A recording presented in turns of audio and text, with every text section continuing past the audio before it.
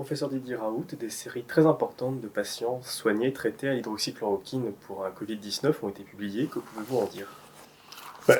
Il y a les séries publiées ailleurs et puis celles que nous avons. La plus grande série qui soit publiée en dehors de la nôtre, elle comporte 22 784 personnes. Elle a été faite en Iran.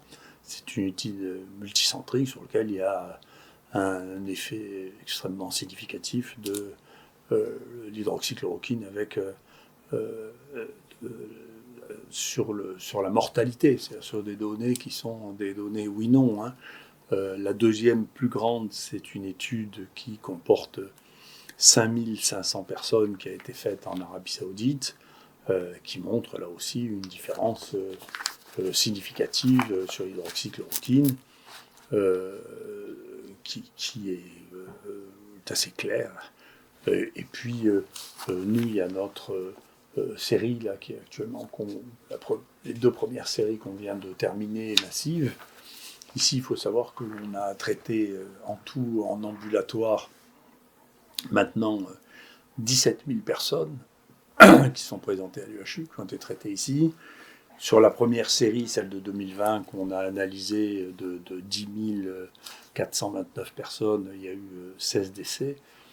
Parmi ces 10 429, il y en a 8 315 qui ont eu hydroxychloroquine plus azithromycine, parmi lesquels il y a eu 5 décédés. Donc, quoi que vous fassiez, vous n'arriverez jamais à démontrer que quelque chose est plus efficace que ça, puisque les nombres qu'il faudrait, il faudrait inclure 1 million de personnes pour arriver à trouver quelque chose que d'autre soit effectivement supérieur à ça. Donc, là, actuellement, par rapport à cette série de 2020, en 2021, on a eu, en traité en ambulatoire, 6 693 personnes. Là aussi, très nombreuses personnes ont eu hydroxychloroquine plus azithromycine plus zinc, avec des résultats qui sont spectaculaires. Donc, si vous voulez que les pays d'Europe de l'Ouest et les États-Unis aient décidé de faire un blackout contre l'hydroxychloroquine et l'azithromycine n'empêche pas que le reste du monde continue à avancer, continue à faire des publications. Ces publications n'arrêteront pas de s'accumuler avec des dizaines de milliers de personnes incluses. C'est extrêmement... C'est énorme, c'est colossal. Donc il y a un flux qui n'est pas susceptible d'être interrompu. Alors ça, c'est tous les travaux qui sont faits et qui ont été faits sur les travaux précoces. Nous, ensuite, nous sommes en train de préparer notre deuxième série thérapeutique sur les patients, cette fois-là hospitalisés. Et donc, sur les patients hospitalisés, là, le travail sur les patients ambulatoires, il est dirigé par Mathieu Millon. Le travail sur les patients hospitalisés, il est dirigé par Jean-Christophe Lagier. Et là aussi, on voit que ça c'est le résultat de ce travail. Vous voyez que, ici, vous avez tous les patients qui ont été hospitalisés en 2020. Les patients qui sont allés en réanimation, on voit qu'ils sont un peu plus jeunes parce que les plus âgés, malheureusement, souvent ne pouvaient pas aller en réanimation. Et vous voyez la mortalité, qui est une mortalité qui concerne essentiellement des gens qui sont très âgés. Les autres sont parfois passés en réanimation, mais en sont rarement morts. Et ceux qui ont là ont des histoires anecdotiques associées avec cette pathologie tout à fait particulière, qui fait que c'est rarement le Covid lui-même qui a tué. On voit très bien sur ce graphique qui est le fond de l'analyse de tout ce travail de Jean-Christophe Lagier, que quand vous aviez la courbe de survie, quand vous avez hydroxychloroquine plus azithromycine ici, et dans les conditions dans lesquelles on prescrit, vous avez un taux de survie qui est très significativement meilleur que si vous n'avez pas cette association-là pour vous traiter. Et ça se traduit, ça aussi, si on compare les données que nous avons ici à l'IHU de mortalité par tranche d'âge par rapport à celles qui sont officielles, qui sont celles publiées en France, on voit que la mortalité par tranche d'âge est beaucoup plus faible ici que ce qu'elle est dans l'ensemble de la France, et que ceci est l'effet de la prise en charge, pas l'effet ça ne peut pas être autre chose que la prise en charge. Je sais qu'il y a des collègues qui disent que c'est parce qu'on a moins de patients, mais le fait que vous ne pouvez pas expliquer la faible mortalité des plus jeunes par le fait qu'il y ait moins de patients. C'est une proportion des patients. Hein. Donc tout ça signifie que si on traite les patients, d'ailleurs je suis content de voir l'évolution d'ailleurs du pays dans ce sens, où on a commencé il y a 1 an en disant qu'il ne fallait pas soigner les malades, qu'il fallait qu'ils restent à la maison, qu'ils prennent du Doliprane en attendant de s'étouffer. Et maintenant, j'étais content d'entendre le ministre dire qu'il fallait que les malades voient des médecins, que les médecins aillent voir les malades qui étaient malades, et que éventuellement il fallait leur donner des antibiotiques, il fallait les anticoaguler, il fallait les oxygéner, il fallait mesurer leur oxygène, ce qui est un retour à la médecine. J'en suis content parce que la première fois que j'ai été convoqué au Conseil de l'Ordre, c'est pour me dire que le fait que je disais qu'il fallait soigner les malades mettait mal à l'aise un certain nombre de mes confrères du fait qu'il y avait des consignes au niveau de la Direction Générale de la Santé qui disaient qu'au contraire, il ne fallait pas les soigner et qu'ils avaient des problèmes avec les malades qui leur disaient qu'ils voulaient absolument voir leur médecin quand même. Donc, vous voyez que petit à petit, les choses ressemblent de plus en plus à ce qu'on dit quand même. Il reste l'hydroxychloroquine, qui reste un pas à passer, qui se passera à un moment ou à un autre sous la force des éléments, parce que, encore une fois, les alternatives thérapeutiques ont été des échecs singuliers et ont été réservés aux pays dans lesquels la mortalité a été la plus élevée. Donc je suis assez confiant sur l'évolution des choses. Voilà. Est-ce qu'on comprend mieux la surmortalité? Est-ce qu'on connaît la surmortalité qui a eu lieu en 2020 par rapport aux années précédentes? Là aussi, si vous voulez, les chiffres prêtent à toute manipulation, en particulier quand on a des idées simples. Et ce qui est très intéressant, c'est ceux qui crient les plus forts sont ceux qui ont les idées les plus simples. Donc ils connaissent rien du tout, ils prennent 4 chiffres et ils vous expliquent, des gens qui passent leur vie à essayer de comprendre les taux de mortalité, ce qui est et ce qui n'est pas. Nous, ici, les gens qui travaillent le plus sur ce domaine depuis 30 ans, en particulier sur les gens qui s'occupent de l'Observatoire régional de la santé, ont mesuré que pour la région PACA, compte tenu du fait qu'il y a dans toute la France, mais c'est vrai aussi dans la région PACA, la mortalité a été plus faible chez les moins de 65 ans en 2020 que dans les années précédentes. Mais elle a été plus forte chez ceux de plus de 65, surtout ceux de plus de 75, ceux de plus de 85. Le total, la balance, c'est qu'il n'y a pas eu d'année perdue de vie en 2020 par rapport à 2019.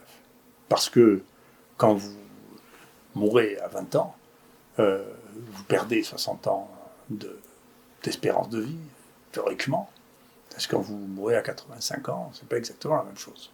Donc quand vous ramenez ça, ça veut dire que bien sûr les personnes âgées sont mortes, mais en termes de nombre d'années de vie perdues par la population, tout ça, ici, à la région PACA, pour laquelle on a des données sur lesquelles on a travaillé très très précisément, eh bien il n'y a pas eu une perte de vie significative. D'autre part, chez les gens qui travaillent sérieusement chez les données, en réalité, si on dépasse les 2 dernières années, ce que malheureusement la plupart des gens ne font pas, c'est-à-dire si on dépasse 2018-2019 et qu'on s'intéresse à ce qui s'est passé en 2017 et puis en 2015 et avant, en réalité, la baisse de l'espérance de vie, entre guillemets, qui traduit simplement l'âge moyen de la mortalité pendant une année, n'est inférieure qu'à 2019 et 2018, elle est supérieure à celle de 2017 et à toutes les années avant 2015. Donc, si vous voulez, c'est un problème à gérer. Je pense depuis le début, on l'aurait mieux géré avec moins d'émotions.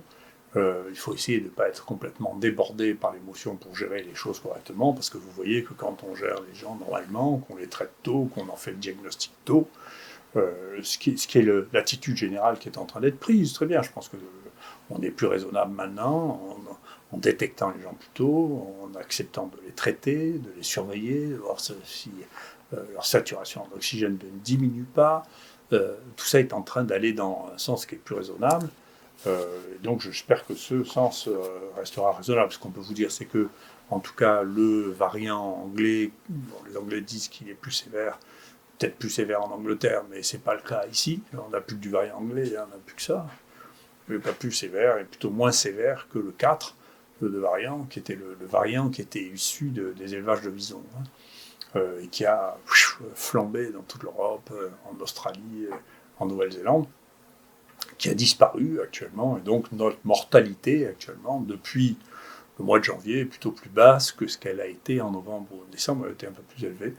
Et donc, voilà ce qu'est la situation. Donc, entre le fait que l'immunité naturelle acquise par l'infection a augmenté le niveau de protection de la population, le fait que le vaccin, s'il n'est pas parfait, ajoute quelque chose, le fait qu'il existe des gens qui, avant même d'être infectés, ont une protection, une immunité naturelle, le fait que l'on traite maintenant, que l'on détecte et que l'on traite les patients, amène à penser qu'on devrait tendre vers une situation normalisée au fur et à mesure que le temps passe et que les gens qui hurlent finissent par être aphones et arrêter de hurler. Et donc, traiter ça comme des maladies, une épidémie d'une maladie pour laquelle il faut soigner les malades, il faut garder son calme, il faut traiter la situation jour à jour et s'en occuper sérieusement. Le point qui me paraît essentiel, c'est de détecter l'émergence de nouveaux variants. On sait qu'il y a une source considérable de variants dans les élevages de visons et probablement dans les visons sauvages aussi, puisque ça a été trouvé maintenant dans plusieurs zones chez les visons sauvages. Ça, c'est une chose. Nous, on a trouvé récemment en Afrique un foyer d'émergence de coronavirus qui nécessite d'être surveillé aussi. Donc, c'est un point important. C'était une maladie des animaux au départ, des chauves-souris, et puis c'est devenu une maladie humaine. Cette pandémie humaine s'est étendue à nouveau à des animaux qui sont dans notre environnement. Et chez ces animaux, quand ils sont très nombreux, quand on est en phase d'élevage intensif, eh bien, il est possible d'avoir des variants qui apparaissent d'une manière extrêmement importante. Ces variants, en particulier le 4, il est d'origine animale. Comme le 1, celui qu'on a vu cet été, nous pensons qu'il est d'origine animale. Et donc, il faut effectivement avoir des efforts très considérables pour surveiller les élevages intensifs d'animaux sensibles. C'est un point très important. Et par ailleurs, moi je redis, nous avons des évidences aussi bien cliniques, médicales qu'au laboratoire, une équipe chinoise comme nous, que le remdesivir est un agent mutagène qui entraîne des mutations extrêmement facilement chez ce virus et que donc, moi je suggère, compte tenu de l'inefficacité de ce médicament, d'interdire son usage pour ne pas avoir des variants nouveaux qui apparaissent. Alors, je sais que de dire du mal de Gilead, c'est dangereux parce que je suis harcelé par les journaux et par un certain nombre de chasseurs de primes dont je suspecte fortement qu'il y a un lien de cause à effet avec le fait que je considère que ce qui s'est passé avec cette industrie est tout à fait anormal. Mais cela étant, encore une fois, il n'y a pas d'évidence d'efficacité de ce médicament, mais il y a une évidence que ce médicament entraîne des mutations chez ce virus et des variants chez ce virus. Et ce n'est pas une opinion, c'est documenté, c'est publié et c'est reproductible au laboratoire. Merci beaucoup.